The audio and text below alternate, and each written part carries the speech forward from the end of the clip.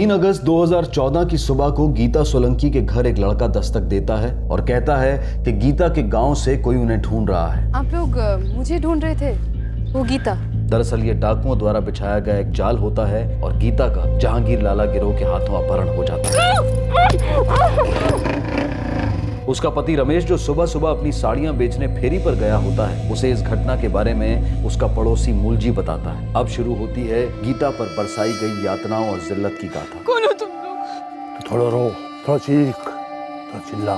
गीता के साथ डाकू लगातार सामूहिक करते हैं। दूसरी तरफ रमेश को स्थानीय पुलिस फोर्स के असाधारण आलस्य का सामना करना पड़ता है, जबकि रमेश ने खुद पुलिस को लीड दी होती है कि गीता को किसी ने पास वाले एक गांव सावनपुरा में देखा था और खबर है कि उसे लाला गैंग ने बंदी बनाकर रखा है। अब इन दो गांव की पुलिस के कागजाती फॉर्मेलिटीज के बीच में रमेश बुरा फंसता है। आखिरकार सावनपुरा की पुलिस तहकीकात शुरू करती तो है, पर उन्हें गीता कहीं नहीं मिलती। रमेश भी सारे गाँव में दर दर घूमता है, पर उसे भी कोई सफलता नहीं मिलती। जबकि हैरत की बात है कि गीता उसी गांव के सरपंच पंकज सिसोदिया नामक आदमी के घर में रखी गई। जहांगीर लाला के डाकू हर रात उसे वहां से उठा ले जाते हैं, उसका रात में करते हैं और अगली सुबह उसे सिसोदिया की देखरेख में वापस छोड़ दिया जाता है। 3 महीने बीत जाते हैं, पर रमेश अपनी पत्नी गीता तक नहीं पहुंच पाता। उसी दौरान रमेश के माता पिता और भाई उससे कहते हैं कि वो गीता को भुला दे, क्योंकि यदि वो मिल भी जाती है तो उसको वापस अपनाना संभव नहीं। उसके साथ जो कुछ भी हुआ गलत हुआ बापूजी, उसमें उसका क्या कसूर? अगर तुझे हमारी इज्जत की कोई पड़ी नहीं है तो हमें भी तेरे और तेरे बच्चों की कोई परवाह नहीं। रमेश अपने ही माता पिता के इस रवैये से चौंक जाता है। वो उनका विरोध करता है और अपनी सास वीना और साले मुकेश की मदद लेता है, जो पूरे जोश से उसकी मदद करने और गीता की खोज के दौरान दोनों बच्चों की देखभाल करने को राजी हो जाते हैं। तब आता है फारूक कुरैशी नामक आदमी का फोन। मैं आपकी गीता को आपसे मिला सकता हूँ। कैसे मिलेगी? पैसों के बदले मिलेगी। कितने पैसे चाहिए तुम्हें? 75,000 रुपए। अपने आप को सोशल वर्कर बताने वाला फारूक कहता है कि वो डाकुओं के साथ सौदा करेगा और गीता को छुड़वा लेगा। दूसरी तरफ गीता बेहाल है। अब आगे क्या बोलते हैं उसको इंग्लिश में? Tasty tasty tasty. क्या हुआ? अभी तक आदत नहीं पड़ी क्या तेरे को हम लोगों की? अरे कोई तकलीफ है तो बता दे। क्या इन लोगों ने कोई भला बुरा बोल दिया क्या? कबे क्या बोला? मेरे पेट में। क्या तेरे पेट में? शायद बच्चा। बच्चा?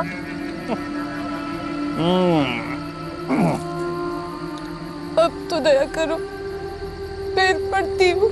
अगर तेरे पेट में बच्चा है तो वो बच्चा हमारा है। हम तेरे बच्चे को भी रखेंगे और तुझे भी। दया करो, दया करो मुझ पर, मुझे जाने दो। जाओ। लेकिन अपने घर नहीं, हमारे घर। अब हमारा घर ही तेरा घर होगा। तो वहां जाएगी, बच्चा जनेगी और उसके बाद फिर हम सबकी खातिरदारी में जुट जाएगी। समझी? सुनो रे इरफान, साबिर, आज से ये औरत हमारे गैंग की हो गई है। इसका बच्चा हमारे गैंग का बच्चा होगा। हाँ, आज से हम इसे इसके नाम से पुकारें। मेरा दिया हुआ नाम नुसरत। कैसा लगा मेरा नाम? बोलो। बिल्कुल सटीक बैठा भाईजान। तो आज से इसका नया नाम है नुसरत।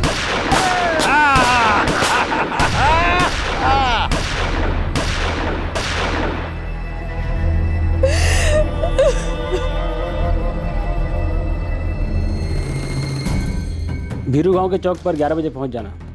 मैं लाल रंग की मोटरसाइकिल के पास खड़ा रहूंगा। और हाँ, पैसे लेकर आना।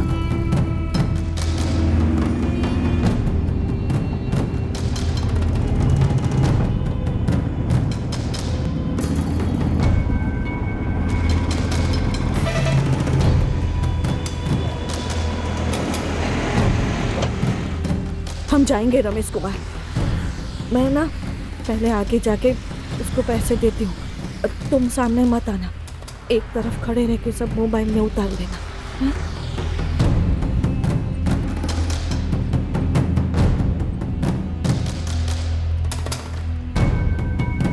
फारूक भाई कुरैशी। मीरा बहन, पैसे लाई हो ना? पूरा 10,000 छे भाई। हमारी गीता कब मिलेगी? अभी बातचीत शुरू हो गई है, थोड़ा टाइम लगेगा, लेकिन ज़्यादा नहीं, आपकी बेटी आ जाएगी। कुछ टाइम तो बताओ, 1 दिन 2 दिन कब आएगी? जब 3 महीने से ज़्यादा इंतजार किया है तो कुछ दिन और सही। और मेरा फ़ोन चालू है, कभी भी ये मैं सोचिए कि मैं पैसे लेके भाग जाऊँगा। सिर्फ 10,000 के लिए इतनी मेहनत नहीं करूँगा मैं, मुझे पूरे पैसे चाहिए और आपको गीता, दोनों की ज़रूरत पूरी होगी। चलता हूँ। भाई थोड़ा कुछ तो बता।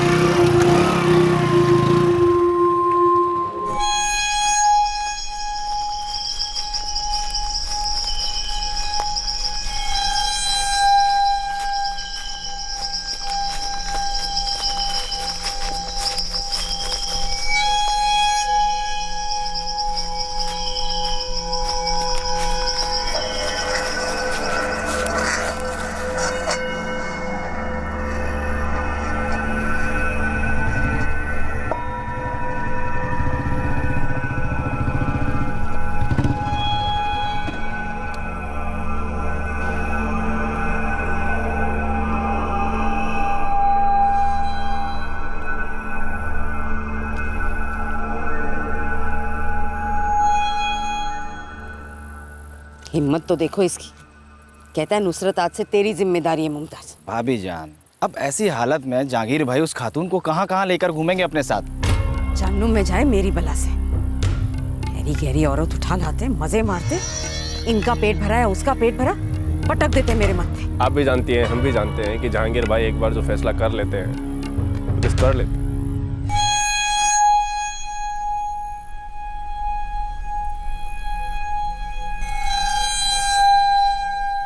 तेरे उल्टे जवाब सुनने के वास्ते तेरे को पालता नहीं हूं मैं।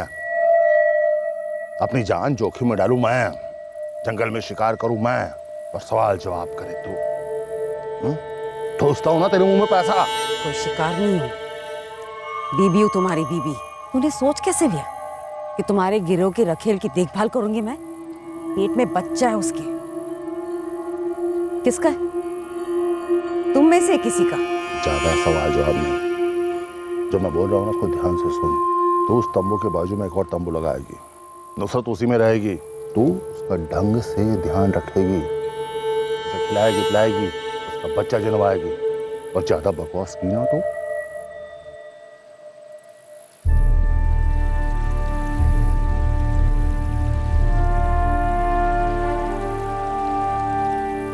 देख के तो नहीं लगता तेरा पहला है। कितने जने इसके पहले? हाँ तू तो यहाँ कुंवारी दुल्हन की तरह क्यों बैठी है? को यहाँ जाना है ना तो काम भी करना पड़ेगा, इन लोगों के कपड़े भी धोने पड़ेंगे। समझी नुसरत? दोबारा नहीं बताऊंगी मैं। अब चल उठ।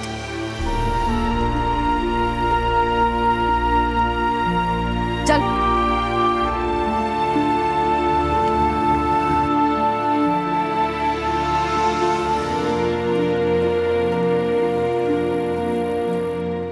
दिवस થઈ ગયા પૈસા દીધા ને એમને। फारूक भाई कहाँ है मेरी गीता? बातचीत शुरू हो गई है वीना बहन, आप बस आगे के 15,000 तैयार रखो, परसों वहीं मिलेंगे 11 बजे पैसे लेने। बीजा 15,000?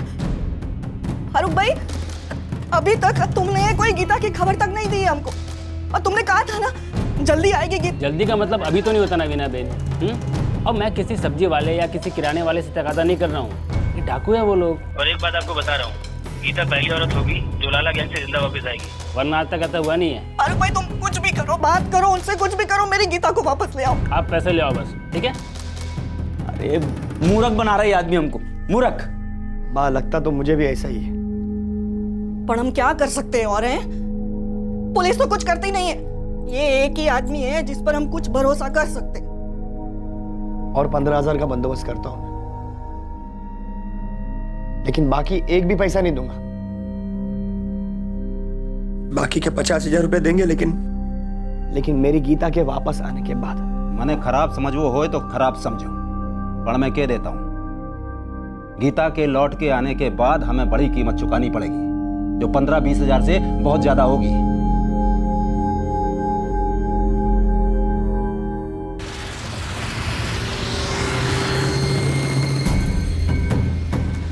अब तो बताओ कब मिलेगी वो?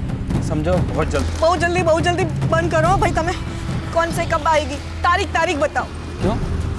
पूरी बात लेके आना है क्या? मैं ये पैसे ले जाकर उनको दूंगा, उन्हें लगा कि गीता को छोड़ने में उन्हें कोई खतरा नहीं है तो उसे छोड़ देंगे। हाँ, इसमें महीना नहीं लगेगा, लेकिन कुछ दिन लगेंगे ना। कल भी हो सकता है, परसों भी हो सकता है, तरसों भी हो सकता है, मैं बताऊंगा आपको।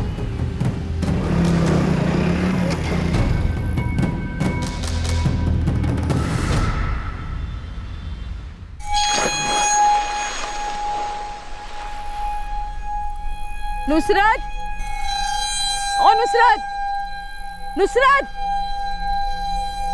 जवाब क्यों नहीं दे रही रे? हाँ, ये कोई मियाँ बीवी का झगड़ा नहीं चल रहा जो मुंह खुलाकर बैठ गई तू। अब क्या दिन भर कपड़े ही धोती रहेगी तू? बर्तन कौन धोएगा? खाना कौन बनाएगा? तेरा ससुर या मेरा बाप? नजरें नीचे वरना आंखें फोड़ दूंगी तेरी। ऐसी लात पड़ेगी ना मेरी, देखूंगी नहीं कि तू पेट वेट से है।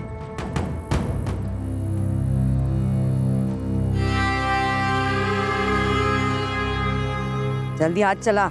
अपने साथ हुए इस भयंकर हादसे का दर्द गीता सोलंकी ने खामोशी की चादर में लपेट लिया था, पर बीच बीच में मायूसी का पर्दा खिसकता, उम्मीद की रोशनी की चंद किरणें गीता पर गिरती, उसे हल्का सा आभास होता कि शायद वो एक दिन आजाद होगी इस नरक से।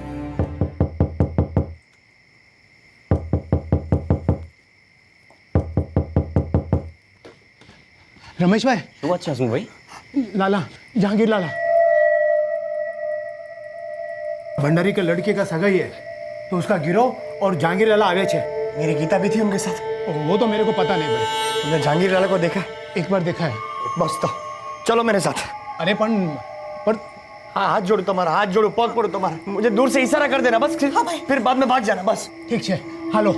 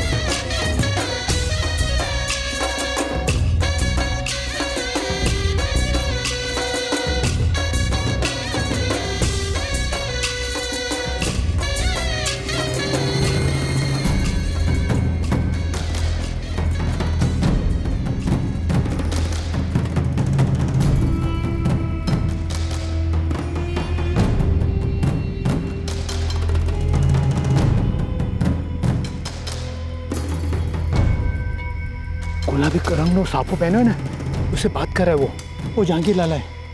वो मुच्छड़? हाँ, हो जाऊं। फारूक, धोखा दिया मेरे को। वो लाला के साथ मिला हुआ लगता है। मैं सीधा लाला के पास जाता हूँ और गीता को मांगता हूँ। जी नहीं, बात समझाओ ना जीजा जी को। रमेश कुमार, गलती कर रहे हैं। ए मुकेश, ए गीता तारी बहन छे, बहन मारी बायडी छे। हाथ लाला ने गीता को वापस नहीं लौटाया ना, मारी नाखे जानती। रमेश कुमार साहब, अरे पण बा, इस तरीके से उसके सामने गए ना, जिंदगी भर वापस नहीं करेगा गीता बहन को। ऐसा करते, यहाँ के पुलिस थाने में जाते, उनको बताते कि ये कुख्यात डाकू लाला ये भंडारी की बेटी की सगाई में आया हुआ है, उसे पकड़ लो। जहांगीर लाला को देखा? हाँ सर। हाँ। तुम लोगों को पता कैसे चला कि जहांगीर लाला है? साहब, हमारे साथ एक आदमी आया था, उसने पहले भी जहांगीर लाला को देखा है।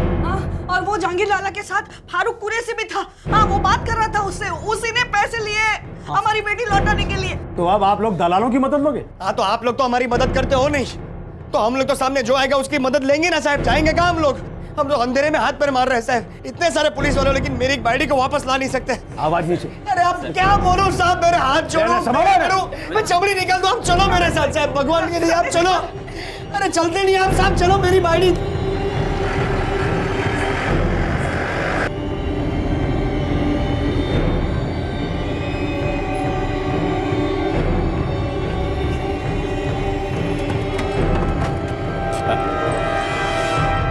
जय श्री कृष्ण।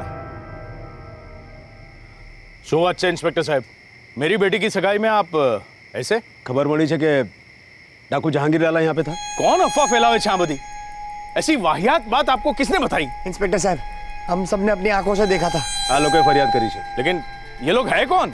4 महीने से मेरी बाइडी गायब है। और ये जहांगीर लाला मेरी बाइडी को जबरदस्ती उठा के लेके गए।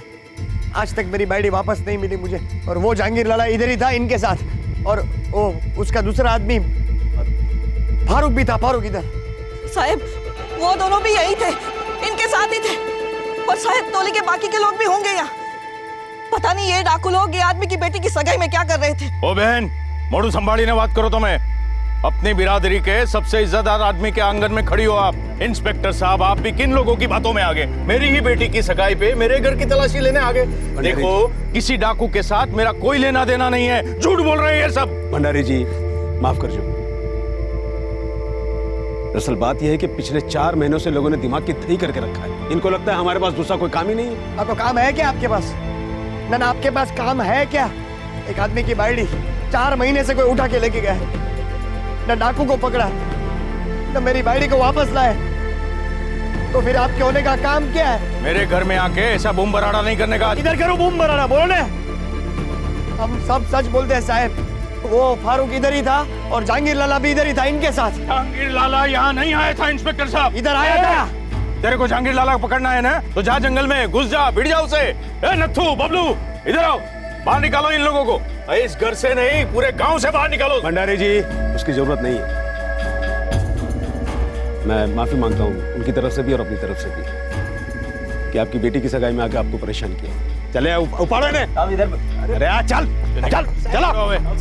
साहब साहब साहब साहब एक मिनट, भरोसा नहीं है मुझ पर। ये देखिए, हम लोग ने वीडियो शूटिंग किया है। ये फारूक है, ये फारूक। देखिए, ये फारूक ने हमसे वादा किया था मेरी गीता को वापस लौटाने का, पैसे भी लिए थे। और यही फारूक इधर था जहांगीर लाला के साथ इधर थोड़ी देर पहले। ये अपनी जासूसी अपने पास रख। तांडव किया था ना थाने में, इसके लिए इधर पे आए। एक चूहा नहीं मिला यहाँ पे। डाकू जहांगीर लाला तो बहुत दूर की बात है। अरे ये एक बात सांभड़ी लो, ये मैटर को अब क्लोज कर दो। क्लोज समझ में आता है ना? बंद। अरे ऐसे कैसे क्लोज कर दे साहब? मेरी बहन उन डाकुओं के कब्जे में। मुझे तो लगता है ये भी उनके साथ मिले हुए हैं। चुप है साहब, ऐसा होगा तो बोल दो, हम आपको परेशान सामार। मेरी जगह कोई दूसरा होता ना तो चमड़ी उधेड़ देता इस इल्जाम के लिए। नहीं साहब, ये फारूक है ना, उसको मैंने यहाँ देखा था। हाँ साहब, अभी वो भाग के ज्यादा दूर नहीं गए होंगे। जो बेन, ये जो भी नाम तुम ले रही हो ना, वो यहाँ भंडारी जी की बेटी की सगाई में नहीं, तुम्हारे मन में है। ले ऐसा। अरे पागल हो गए क्या आप लोग? फारूक, हमने मेरी आंखों से देखा है सब कुछ। वो हर चीज जो दिखती है सच नहीं होती है। और एक तो आपने बहुत बड़ी गलती कर दी है। हमने गलती करी है? तू हमें से पैसा लेके उस डाकू के साथ बैठ के शरबत पीता है। टीना बेन, अगर जहांगीर लाला को भनक भी लग गई ना कि आप लोग उसकी जासूसी कर रहे हो, तो समझ लो कि गीता इस जन्म में आप लोग को मिलने वाली नहीं है। तू ना हमें को अब ज्यादा मूर्ख मत बना। वैसे भी इस जन्म में ना तेरे से हमारी बेटी नहीं मिलने वाली है, इतना तो समझ में आ गया हमको। समझा? एक मिनट, बाप फोन आपको। ये हेलो फारूक। फारूक सुन, रमेश बोल रहा हूँ। रमेश गीता का पति। तूने जितने पैसे मांगे उतने पैसे हमने दिए, और तूने पैसे लेकर गीता को वापस लौटाने का वादा किया था, तो वादा पूरा कर। तेरी बाइडी लाला की मुट्ठी में है। अब उस मुट्ठी को खोलने के लिए मुझे उसको फुसलाना पड़ेगा, तभी तो मुट्ठी खुलेगी और गीता निकलेगी, है ना? अरे यार, मैं वही कर रहा था वहाँ पे। तुझे क्या लगता है हम लोग सब दूध पीते बच्चे हैं? तू दूध पीता बच्चा नहीं, खून पीता शेर है। एक काम कर, जंगल में जा, दहाड़ मार, पंजा मार और छुड़ा ला अपनी शेरनी को। और सुन, फोन करके जाना। नंबर लिख। एक मिनट ऊपर है, कागज पेन लेके नंबर आप पैसे। हाँ नंबर बोल। 444 444 987 987 898। आज के बाद फोन नहीं करना। तू बोले क्या बोला वो? क्या बोला वो? अब क्या डाकू को फोन लगा रहे हो क्या? गीता को वापस लाना है बापूजी।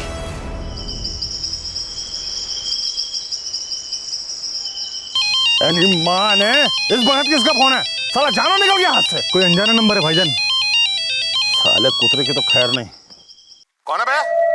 हेलो, जहांगीर लाला बोल रहे हैं? हाँ, नहीं तो क्या तेरे बच्चों का बाप बोल रहा? भूतनी के मेरे को फोन करके मेरे से ही पूछते है कौन बोल रहा है। कुतरे, तू साला कौन बोल रहा है? मैं रमेश सोलंकी बोलता हूँ, गीता सोलंकी का पति। कौन गीता सोलंकी? जिसको तूने अगवा किया था। हैं? क्या किया था? जिसको तूने दिन दहाड़े उठा लिया था ना धारेली गांव से 4 महीने पहले। वो गीता की बात करता हूँ। हाँ नुसरत। पहले जो भी नाम था उसका गीता सीता मैं नहीं जानता, अब वो नुसरत है। नुसरत वो मेरी बाइडी है लाला। साले, आइंदा अगर मुझे फोन किया ना, तेरे घर पे आके तेरे को ठोक दूंगा। गीता मर चुकी है और नुसरत तेरे मुंह पे थूकेगी भी नहीं। तू कुछ भी बोलना बंद कर। ये तेरे में हिम्मत है तो तू सामने आने, फिर देख तेरा मैं क्या हाल करता हूँ। तेरे तो बच्चे हैं ना, शांति से रह, कोई दूसरी कर ले। हेलो हेलो हेलो जहांगीर लाला, ए भाई तेरे हाथ जोड़ता हूँ, मेरी गीता को छोड़ दे भाई, कम से कम मेरे बच्चों के वास्ते मेरी गीता को छोड़ दो। क्या सच में छोड़ दूं? छोड़ दे भाई, भाई माफी मांगता हूँ लाला भाई। चल छोड़ देता हूँ, लेकिन उस पर बहुत खर्चा किया हमने, तो एक काम करे, 5 लाख का इंतजाम कर ले, बच्चे पैसे इकट्ठे हो जाए ना, इसी नंबर पे फोन करना, जहांगीर लाला रखेना बदलता है, सिम कार्ड नहीं, समझा? हेलो हेलो हेलो, क्या क्या क्या बोला?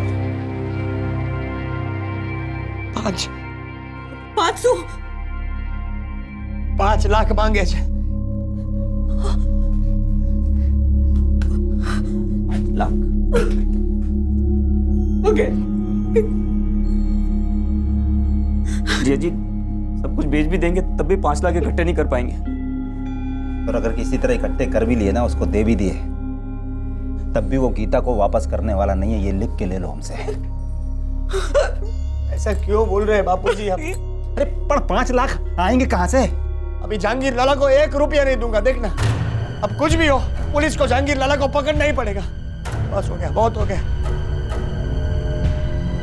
मेरी गीता ने और मेरे बच्चों ने बहुत सहन कर लिए।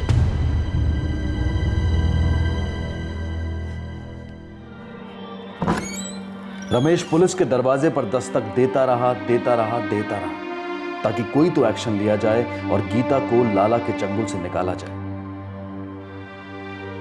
हताश होकर उसने अपनी तरफ से लाला से भी बात करने की कोशिश की। रमेश अपनी गीता तक पहुंच ही नहीं पा रहा था और गीता भी अपनी कैद से भागने का कोई रास्ता नहीं निकाल पा रही थी। ऊपर से पेट में बच्चा बढ़ता जा रहा था, पर गीता का पेट से होने का उन दरिंदों पर कोई फर्क नहीं पड़ा। वो अपना लगातार करते रहे। गीता! गीता! गीता! गीता! पूरी तरह फ्रस्ट्रेट होकर कई बार रमेश जंगल में घुस जाता, पर लाला और गीता तक कभी नहीं पहुंच पाता। बस तकदीर की भूल भलैया में खोकर निराश अपने घर लौटता।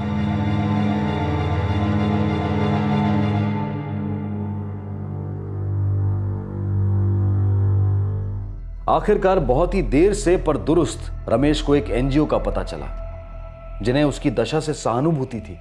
अब लगने लगा कि आखिरकार रमेश की मदद करने वाला कोई तो था।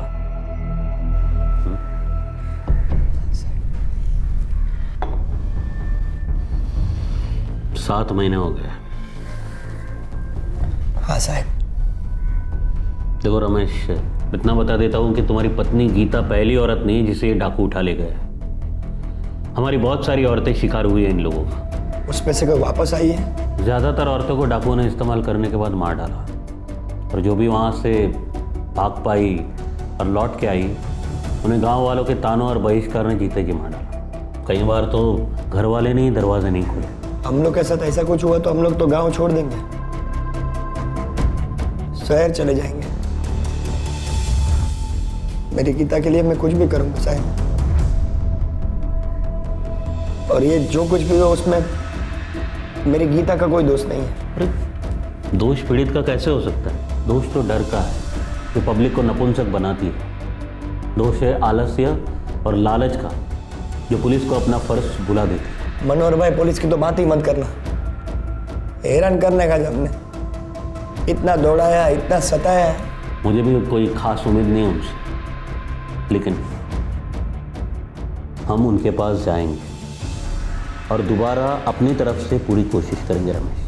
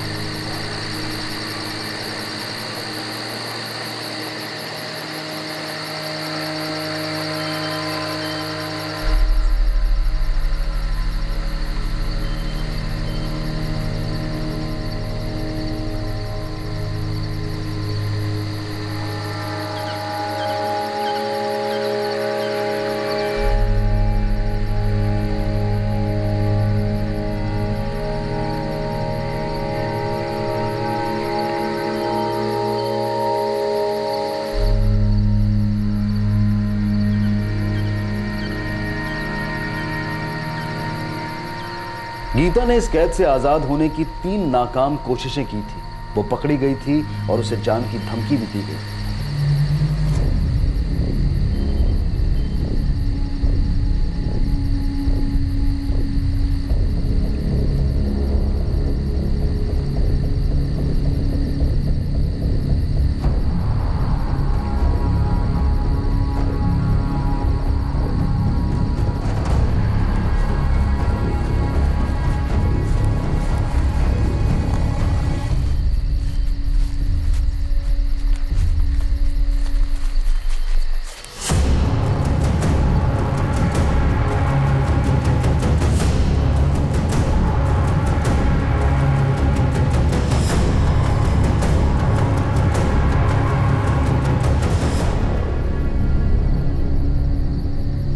नुसरत, ओ नुसरत, कहाँ मर गई? नुसरत, अरे उठ, नुसरत को ढूंढो, जाओ देखो कहाँ है नुसरत।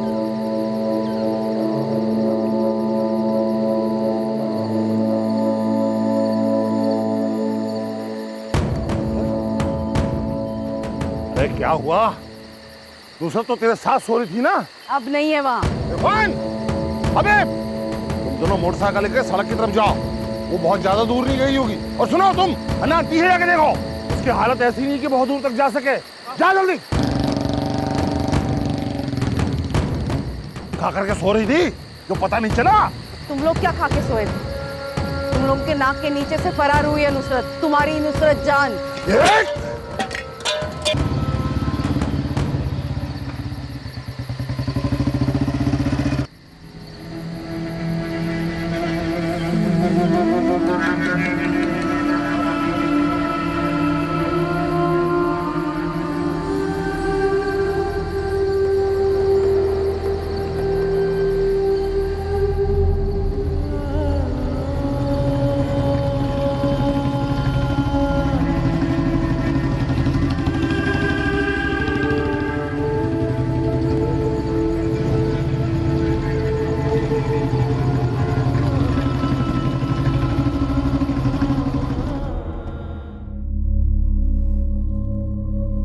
सात महीने के ऊपर हो गए।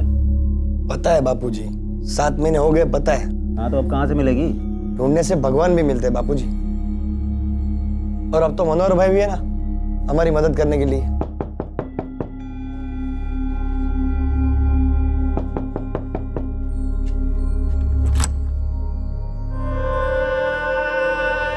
गीता, गीता बहन, एक बार पानी, यहाँ पर पानी। मम्मी, गीता बहन, हमारी गीता बहन, वो तो हमारी गीता है, गीता।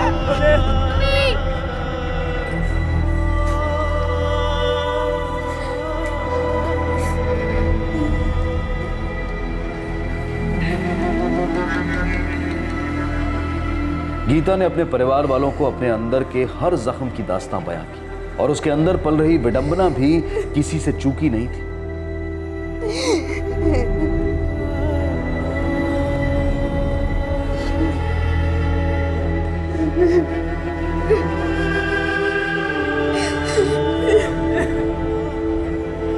तू रो मत गीता, मैं हर हालत में तेरे साथ रहूंगा। मुझे पता है ये जो कुछ भी हुआ उसमें तुम्हारा कोई दोस्त नहीं है। किसी से भी शिकायत करनी पड़े ना, मैं करूंगा तुम्हारे लिए। पिताजी, आपका ये पति पूरे दिल से, पूरी ताकत के साथ आपके लिए लड़ा है। चलिए गीता जी, पुलिस के पास चलते हैं, उन दरिंदों को सजा दिला कर रहे हैं।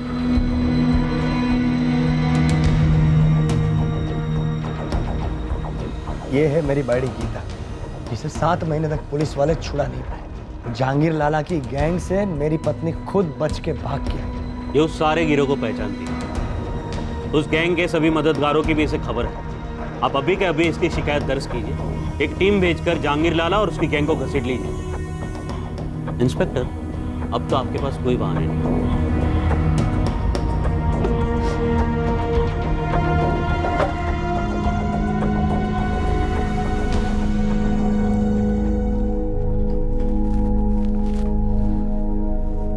गई तानेबाजी।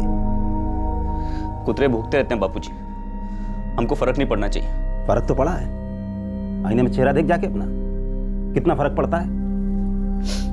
कोई फर्क नहीं पड़ा है। हम सबको मालूम था ना, पहले से मालूम था कि ऐसा ही होगा। हम सब तैयार हैं सबका सामना करने के लिए, सबको देख लेंगे। हाँ, गीता का पेट भी सब लोग देख लेंगे। 7 महीने डाकुओं के साथ रहकर आई है। तो पहली चाल तुम्हें क्या मारो छे? दुश्मन हो गीता के? भूल गए बाप छो है ना। हाँ, गीता नु बाप छू, सारे समाज का नहीं। यहाँ की फरियाद कॉपी मैंने जोड़ दी है और ये आपकी धारेली की जो नकल है वो भी साथ में लगा दी। अब आपकी पत्नी वापस आ गई है तो जाइए धारेली पुलिस स्टेशन। ये केस उनके अंडर में आता है। वाह साहब वाह, जब मेरी पत्नी गायब थी तब भी आप दोनों पुलिस थाने वालों ने जिम्मेदारी एक दूसरे पे थोप दी। अब जब वो वापस आ गई है तब भी ये खेल शुरू। जिसे तुम खेल कह रहे हो ना, ये सारा देश, सरकारी प्रशासन ऐसे ही काम करता है। ये नहीं सर, देश बदल रहा है। हाँ, बस सोच बदलने में देर लग रही है, आप जैसे लोगों की सोच। जो भाई, एनजीओ में बैठकर भाषण देना बहुत आसान है, मैदान में उतरो तब पता चलेगा क्या चलता है और क्या चलाना पड़ता है। एक गरीब औरत को डाकू धोखे से उठा ले जाते हैं, उसका बेचारा पति आपके सामने गिड़गिड़ाता है। आपके पास उस गिरोह की सारी इंफॉर्मेशन, हथियार है, आदमी है, पावर है, और इन दुख पीड़ितों की मदद करने के बजाय आप आज इन्हें सरकारी तौर तरीके सिखा रहे हैं। ठीक है, अब हम भी आपको सिखाते हैं कि सरकारी काम करने के और भी कई तरीके हैं। चलो रमेश, फाइल ले जाओ। पुलिस ने कोई ठोस कदम नहीं उठाया, जबकि सावनपुरा के सरपंच सिसोदिया के घर में गीता को जहांगीर लाला ने बंदी बनाकर रखा था। गीता के पति रमेश सोलंकी ने खुद डाकू जहांगीर लाला से फोन पर बातचीत की, लेकिन इसके बावजूद भी पुलिस ने कुछ नहीं किया। उनके पास सारी इंफॉर्मेशन थी। आज 21वीं सदी में औरत की ये हालत है, ये दुर्दशा है। प्रशासन के सबसे वरिष्ठ अफसरों ने इस केस में दोषी अधिकारियों को आड़े हाथों लिया। मेरे सवाल का जवाब दो इंस्पेक्टर, तुमने 0 FIR के बारे में सुना है या नहीं?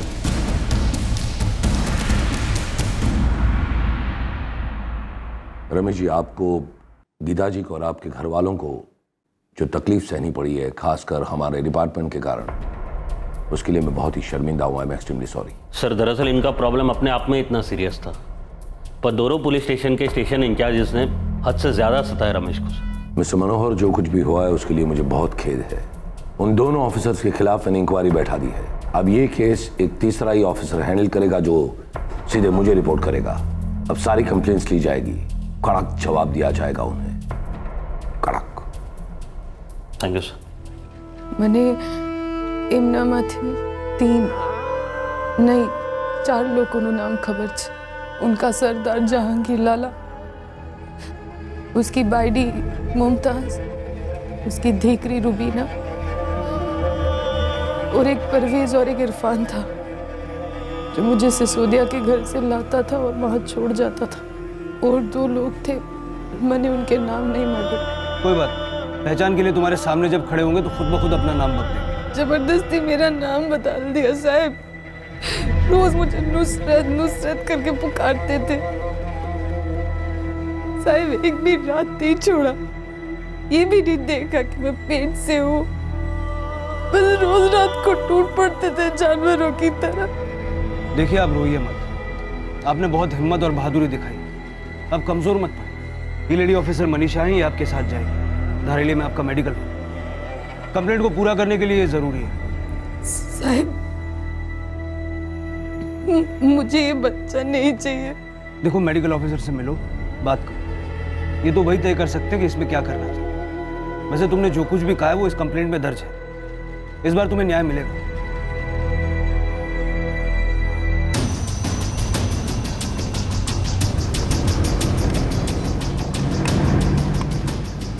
नई पुलिस टीम पर इस केस का बहुत दबाव था। उन्हें ज्यादा वक्त नहीं लगा ये जानने में कि लाला गैंग कहां हो सकता है।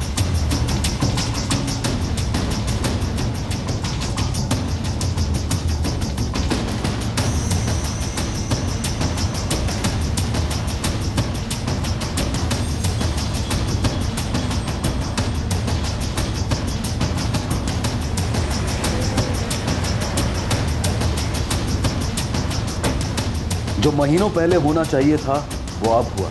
सारे डकैतों को गिरफ्तार किया गया।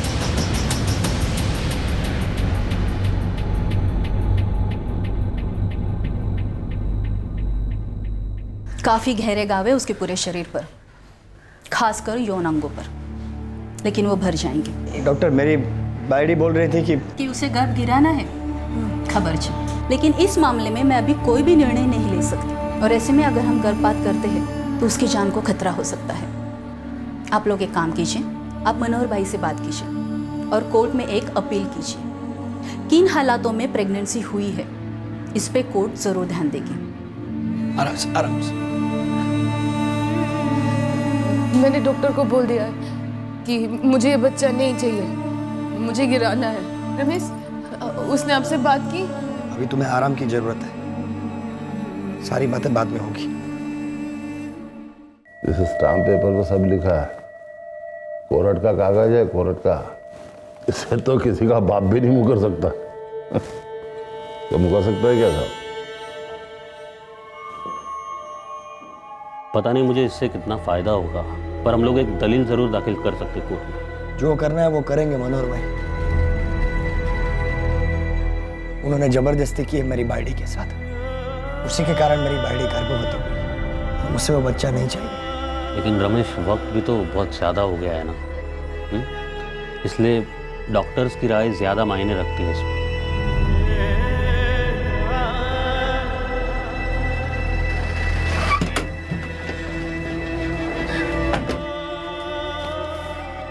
सर, आप भी जानते हैं कि ये दबाव में लिए गए। वो तो साबित करना होगा मनोहर, है तो ये कानूनी दस्तावेज। कानूनी दस्तावेज मतलब इसमें ये लिखा है कि गीता अपनी मर्जी से परवेश शेख के साथ रिश्ते में दाखिल हो रही है। लाला गैंग का वकील इस दस्तावेज को बतौर सबूत कोर्ट में पेश करेगा। उसके बाद ये इन्वेस्टिगेशन होगा कि ये अंगूठे का निशान वाकई में गीता सोलंकी का है या नहीं।